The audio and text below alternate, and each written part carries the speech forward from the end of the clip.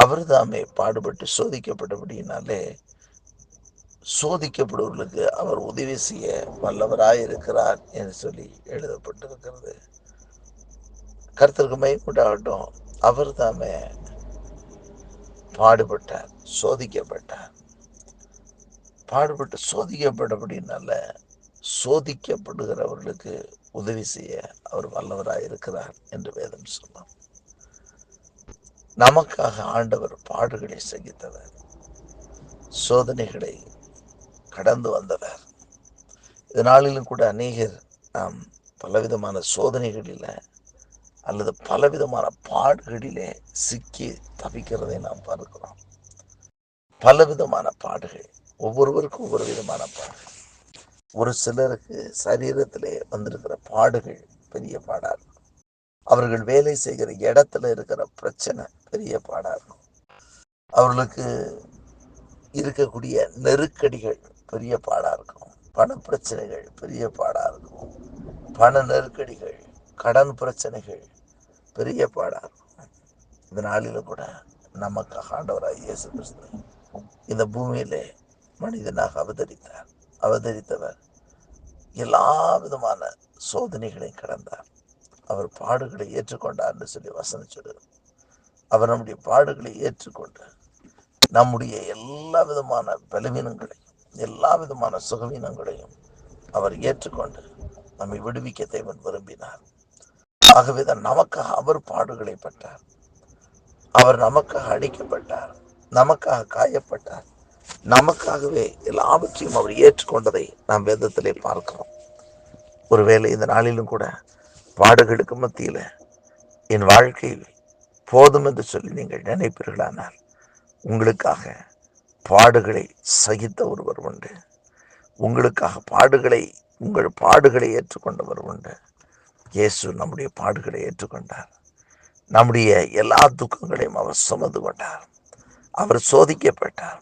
ஆகவே இந்த நாளிலும் கூட பாடுகளுக்கு மத்தியிலும் சோதனைக்கு மத்தியிலும் நீங்கள் இருப்பீர்களானால் அவர் எல்லா சோதனையும் அவர் சகித்து சோதனையை அவர் கடந்து வந்தார். ஆகவே சோதிக்கப்படுகிறவர்களுக்கு அவர் உதவி செய்ய வல்லவராய் இருக்கிறார் என்று வேதம் சொல்கிறது.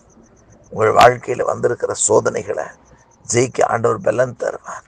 அந்த சோதனையிலிருந்து தப்பித்து கொள்ளுகிறதுக்கான போக்கை அவர் உண்டாக்கி தருவார்.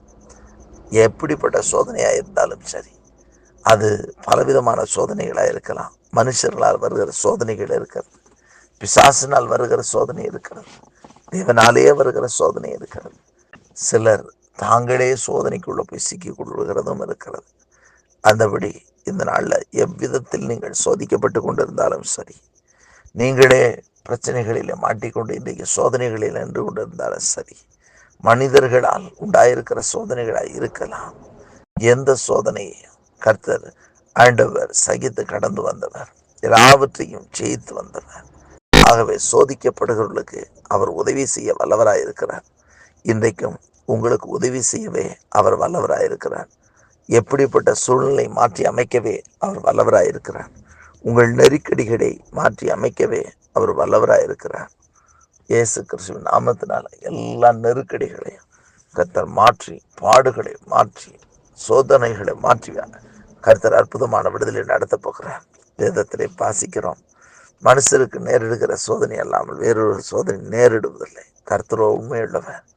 அவர் சோதனைக்கு தாங்கத்தக்கதான பலனை தருவார். அதற்கு தப்புடியான போக்கையும் நமக்கு உண்டாக்குவார் என்று சொல்லி வசனம் சொல்லுகிறது. அவர் உண்மையுள்ளவர். உங்களுக்கு இருக்கக்கூடிய பிரச்சனைகள், சோதனைகள், இதை தாங்கத்தக்கதான பலனையும் தருவார். அதோடு கூட வேதம் சொல்லுகிறது, அதற்கு தப்புகிற வழியை ஆண்டவர் உங்களுக்கு காண்பித்து உங்களை வழி நடத்த வல்லவராயிருக்கிறார். இந்த அதிகாலை நேரத்தில் கூட நெருக்கத்துக்கு மத்தியில், சோதனைக்கு மத்தியில் நீங்கள் இருப்பீர்களானால், பாடுகளுக்கு மத்தியில் இருப்பீங்கன்னு சொன்னால், கர்த்தர் உங்கள் ஜெபங்களுக்கு பதில் கொடுக்கிற தேவன் அவர். அவர் உங்கள் பட்சத்தில் இருந்து உங்களை கண்ணோக்கி பார்க்கிற தேவன் அவர். இந்த நாளிலும் நீங்கள் எவ்விதத்தில் பாடுபடுகிறீர்களோ, எவ்விதத்திலே சோதிக்கப்பட்டு சோதனைக்குள்ள கிடக்கிறீங்களோ, அந்த சோதனைகளில் இருந்து உங்களை விடுவிக்க வல்லவர். அந்த சோதனைகளில் இருந்து உங்களை தப்புவிக்க வல்லவர். அதை தாங்கிறதுக்கான பலனை கொடுத்து உங்களை ஆசீர்வதிக்கிறவர். அவர் பலப்படுத்துவார். கர்த்தர் உங்களை ஆசீர்வதிப்பார்.